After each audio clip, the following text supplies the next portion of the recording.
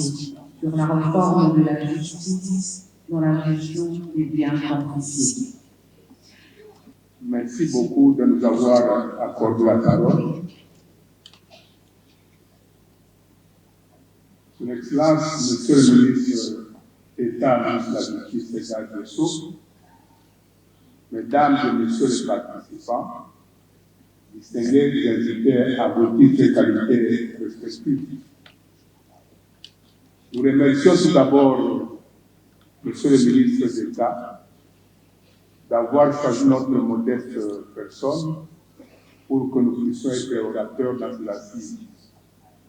Il m'a été demandé de parler de la nécessité de la réforme de la justice dans la gestion des biens confisqués. Et lorsque on m'a communiqué ce sujet, je me suis posé la question de savoir est-ce nécessaire à l'heure actuelle de parler de la réforme dans la gestion des biens confisqués. Nous tous, ensemble, nous allons répondre à cette question. Nous serons plus pragmatiques et nous allons fournir un effort pour nous conformer au plan qui nous a été communiqué par les organisateurs. Mais pour répondre à cette question, il faut d'abord commencer par l'état des lieux dans la gestion des biens saisis et confisqués. Quand on parle des biens confisqués, nous devons voir les cours des tribunaux. Ce sont les cours des tribunaux qui ordonnent la confiscation des biens et ces biens confisqués deviennent la propriété de l'État. Alors, dans l'état des lieux, nous avons fait 3 constats importants. Le premier constat, c'est la coexistence de 2 commissions de gestion des biens saisis et confisqués. Donc, à l'état actuel, dans notre pays, nous avons 2 commissions qui gèrent les biens saisis et confisqués. Et la première commission, c'est la commission de gestion des biens saisis et confisqués, COGEBISCO en sigle, qui a été créée par l'article 1er de l'ordonnance loi numéro 69, 13-026, du 26 septembre 1969, modifiée par l'ordonnance loi numéro 86, 13-031, du 5 avril 1986, portant organisation de la COGEBISCO.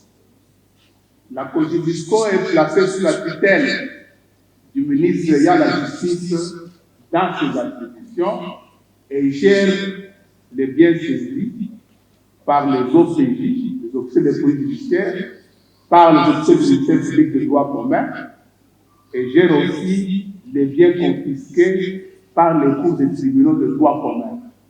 Ça, c'est la première commission. La deuxième commission, la commission des gestions de biens saisis et confisqués, est mise sous séquestre par la justice militaire. Cette commission est instituée par l'article 368 de la loi numéro 023, barre 2002, du 18 novembre 2002, portant code judiciaire militaire. Cette commission est placée sous la tutelle du ministre ayant la défense dans ses attributions et gère les biens saisis et confisqués par la justice militaire. Ça, c'est le premier constat. Le deuxième constat, c'est le fonctionnement déficient dans la gestion des biens saisis et confisqués pour les raisons que nous allons relever après. Le troisième constat, et c'est ce qui est plus important, et c'est ce qui va vous permettre de répondre à la question si c'est nécessaire à l'heure actuelle de faire des réformes en matière de gestion des biens saisis et confisqués. C'est quoi? C'est le cadre juridique qui est lacunaire et même inadéquat. Inadéquat pourquoi? Vous aurez à constater qu'en matière de lutte contre le blanchiment des capitaux et le financement du terrorisme, l'État congolais est membre du GABAC. GABAC qui est le groupe d'action contre le blanchiment d'argent en Afrique centrale. Lequel GABAC est aussi membre du GAFI, groupe d'action financière. Et par conséquent, la République démocratique du Congo est membre du GAFI. Le GAFI a été créé en 1989. 10 ans après la commission de gestion des biens saisis et confisqués qui a été créée en 1979, donc 10 ans après. Et le GAFI a fait 40 recommandations aux États membres. Et parmi les recommandations les plus importantes qui concernent la gestion des biens saisis et confisqués, la recommandation 4. Et voilà ce que dit cette recommandation pour votre gouvernement, ce qui va nous permettre de répondre à la question de savoir si à l'heure actuelle c'est nécessaire qu'il y ait des réformes. Les pays membres devaient s'assurer qu'ils ont des politiques et cadres opérationnels priorisant le recouvrement des avoirs, tant dans le contexte national qu'international. Est-ce que nous, en République démocratique du Congo, nous avons des règles qui prévoient la procédure, les modalités de recouvrement des avoirs? Les magistrats sont là, ils pourront déjà répondre à cette question. Première lecture. Et là, on nous dit encore, tenant compte de la Convention de Vienne, la Convention de Palerme, la Convention des Nations Unies contre la corruption et la Convention sur le financement du terrorisme, les pays devaient avoir des mesures, y compris des mesures législatives, afin de permettre à leur autorité compétente, notamment, je prends 3 points importants, notamment de confisquer les biens d'origine criminelle, les biens d'une valeur correspondante par la confiscation fondée sur la condamnation, de confisquer les biens d'origine criminelle par la confiscation sans condamnation pénale, d'exécuter la décision de confiscation à l'urgence et d'assurer la gestion efficace des biens gelés, saisis et confisqués. Est-ce que nous assurons une gestion efficace des biens saisis et confisqués? À vous de répondre à cette question. Alors, vous aurez à constater que la loi actuelle ne prévoit pas les modalités d'exécution de la peine de confiscation. Parce qu'on regarde l'article 14 du Code pénal livre 1er, la confiscation est une peine. Comment est-ce que nous devons exécuter la peine de confiscation? La loi actuelle ne prévoit pas l'organe et les modalités de recouvrement des avoirs criminels. Comment est-ce que nous devons mener les enquêtes de sauvabilité du condamné? Comment est-ce que nous devons mener les enquêtes pour arriver à récupérer les avoirs criminels? Et quelles sont les règles relatives à l'entraide en matière de coopération internationale, en matière de saisie et de recouvrement des avoirs criminels? La question que nous devons nous poser. Et vous aurez aussi à constater qu'on ne prévoit pas la subrogation en matière de saisie. Lorsque, par exemple, vous saisissez un bien et qu'après un temps, le bien peut perdre sa valeur. Vous êtes en train de mener une enquête contre quelqu'un qui a détourné l'argent et vous apprenez qu'avec l'argent détourné, il a acheté 40 véhicules qui sont à Matadi. Vous, ministère public, vous saisissez ces 40 véhicules. Mais l'enquête peut prendre 1 année, 2 ans. Ça peut arriver. Mais pendant ce temps, les véhicules restent sous saisie. Est-ce que 1 année après, ces véhicules auront la même valeur? Alors, qu'est-ce que la législation congolaise a prévu pour ces biens-là? Dans d'autres pays, on dit qu'il faut vendre ces biens pour les subroger au produit de vente en attendant que l'enquête soit clôturée. Donc, comme nous n'avons pas beaucoup de temps, vous aurez à constater que actuellement, il y a nécessité qu'il y ait une réforme en matière de recouvrement des avoirs criminels. Donc, il faudrait une loi qui organise la cause des fiscaux, pas à l'état actuel. Parce que vous aurez à constater qu'à l'état actuel, la cause des fiscaux a du mal à fonctionner.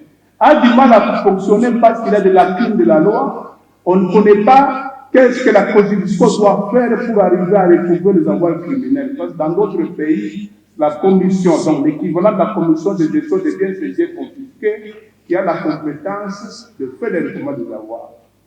Lorsque une juridiction a condamné quelqu'un à la peine de confiscation, qui doit récupérer ses biens?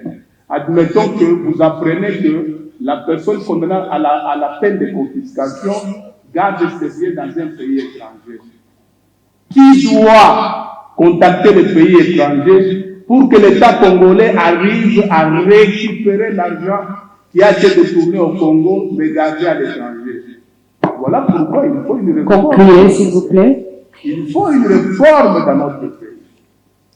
Et nous proposons qu'il y ait une loi qui comble les lacunes, c'est-à-dire qui doit tenir compte de la recommandation 4 du AFI et de tous les instruments internationaux de lutte contre les blanchiments de capitaux, des armes, munitions maladies. Il faudrait aussi une réforme sur l'organigramme de la COGEMISCO. C'est très important parce qu'à l'état actuel, à la COGEMISCO, nous avons des fonctionnaires non qualifiés. On n'a pas des enquêteurs. Dans notre pays, à la COGEMISCO, donc dans une commission des biens saisis et confisqués, il y a des enquêteurs qui doivent mener des enquêtes du patrimoine pour savoir si la personne condamnée à la fin des confiscations a des biens qu'on doit saisir, vendre et pour récupérer l'argent. Donc il faudrait aussi qu'on puisse modifier l'organigramme de la COGEMISCO. Vous aurez aussi à constater que la COGEMISCO à l'état actuel est composée des représentants du ministère de la Justice, représentants du ministère des Finances, ministère de la Défense, ministère de l'Environnement et un représentant de la Banque centrale qui n'ont jamais été nommés. Pour le moment, il n'y a que les représentants du ministère de la Justice seuls qui travaillent et les autres représentants n'ont jamais été nommés. Merci, vous allez continuer dans les ateliers. Merci. Bon, nous sommes, mais c'est très important parce que c'est pratique. Malheureusement, nous n'avons pas... 2 minutes, pas plus que 2 minutes. Bon, de toute façon, toutes les difficultés sont dans les documents que nous avons rédigés et c'est déjà transmis à chez les organisateurs. Mais ce que nous devons savoir, outre la nomination des membres, il faudrait aussi que la COGEMISCO ait une mainmise. Parce que pour le moment, la COGEMISCO n'a pas une mainmise sur les biens saisis et confisqués.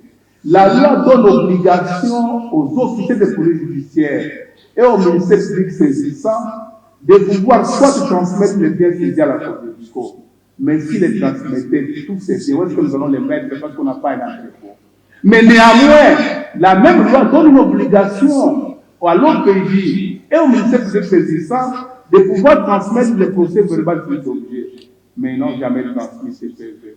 C'est pourquoi vous aurez à constater que la COGEMISCO, à l'heure actuelle, a les difficultés de rédiger des rapports annuels qu'on demande, qu'on doit adresser au chef de l'État, sur tous les biens saisis de toute la République. La COGEMISCO a du mal à établir des statistiques. Pourquoi? Parce que les officiers du ministère public ne transmettent pas soit les biens saisis, soit les procès verbaux d'objets saisis. Donc la COGEMISCO n'a pas une même liste de biens saisis.